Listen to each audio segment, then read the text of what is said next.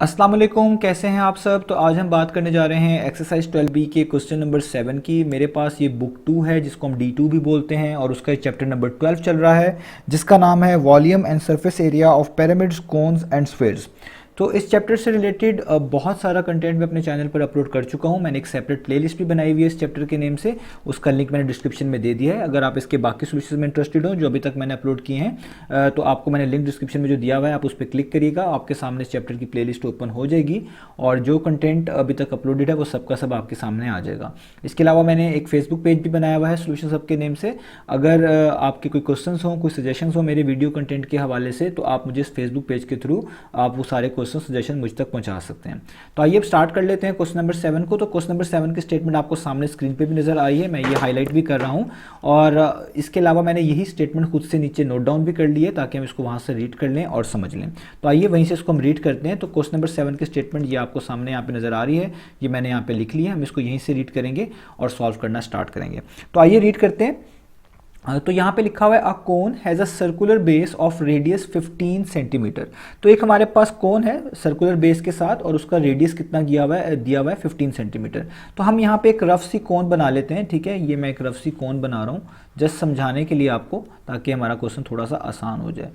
तो let's say ये हमारी कोन है जिसकी सर्कुलर बेस है, ठीक है। ये हमारी कोन है, इसकी सर्कुलर बेस है, यानी इसकी जो बेस के अंदर है वो एक सर्कल है।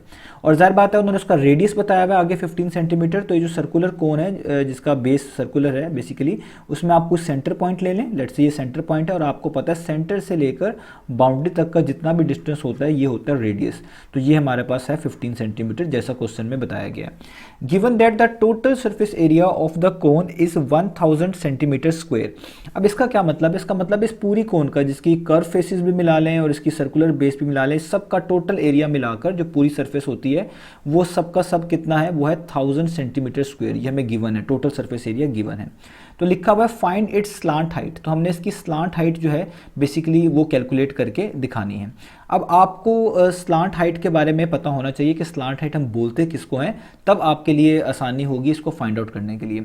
तो कोन का जो ये वाला पॉइंट होता है, ये जहाँ से हमने इसको स्टार्ट किया था, मैंने थोड़ा सा इसको बोल्ड सा भी किया, हाईलाइट सा किया है, तो इसको हम बोलते हैं एपेक्स, ठीक है। जिसका पॉइंट होता है एपेक्स।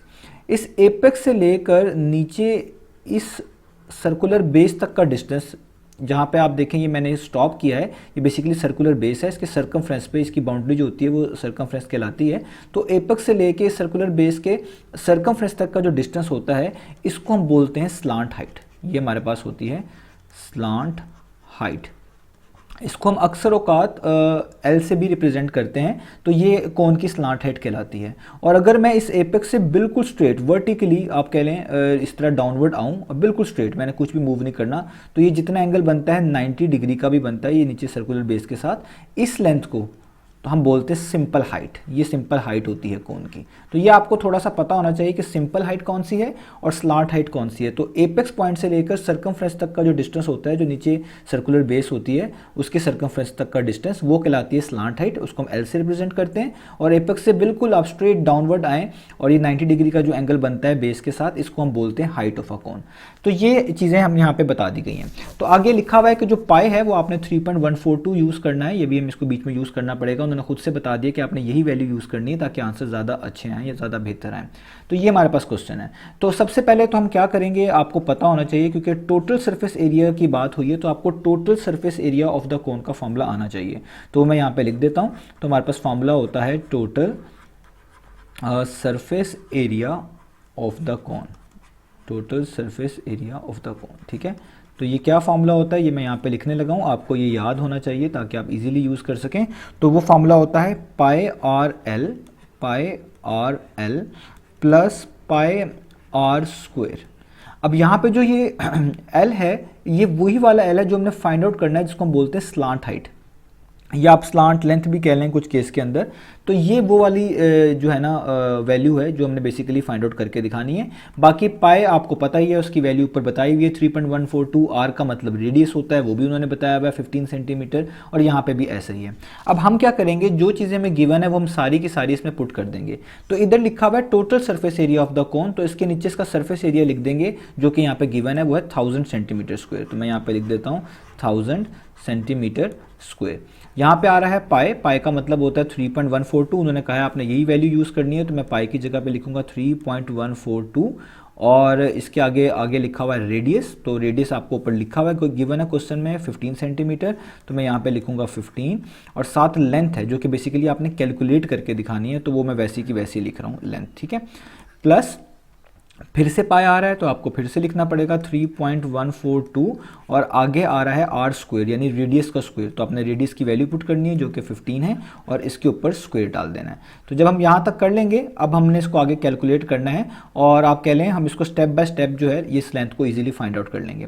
सबसे पहले आप देखें ये पूरी की पूरी चीज़ यहाँ पॉजिटिव के साथ है इधर राइट साइड पर, अगर मैं इसको लेफ्ट साइड पर मूव करूँगा तो ये सारी चीज़ जो प्लस हो रही है वहाँ जाके क्या हो जाएगी, माइनस। तो ये हो जाएगी बेसिकली 1000 माइनस 3.142, और यहाँ पे आ जाएगा 15 का स्क्वायर, और यहाँ पे जस्ट क्या बचेगा, यहाँ पे बचेगा पाई यानी 3.142, साथ बचेगा 15, और यहाँ पे बचेगा 7 लेंथ। ये सारी चीज़ें आपस में मल्टीप्लाई हो रही हैं। अब आपने पहले इसको सॉल्व कर लेना है, और इसको सॉल्व करने के बाद हम इस सारे को जो है लेंथ को इजीली फाइंड आउट कर लेंगे। तो मैं यहाँ पे आपको ये सॉल्व करके दिखा देता हूँ। तो हमारे पास क्या होगा, हमारे पास होगा 1000, हम लिखेंगे 1000 माइनस, यहाँ पे मैं ब्रैकेट्स का यूज़ कर रहा हूँ 3.142, ठीक है, और ब्रैकेट क्लोज, और आगे मैं लिखूंगा 15 और इसके ऊपर लिखूंगा स्क्वायर, क्योंकि 15 का स्क्वायर यहाँ पे है। तो जब मैं इक्वल टू प्रेस करूँगा तो ये आंसर आएगा, आप ये SD वाला बटन दबाएंगे तो आपके पास बनेगा 293.05। तो हम यहाँ पे लिख देंगे 293.05, ठीक है।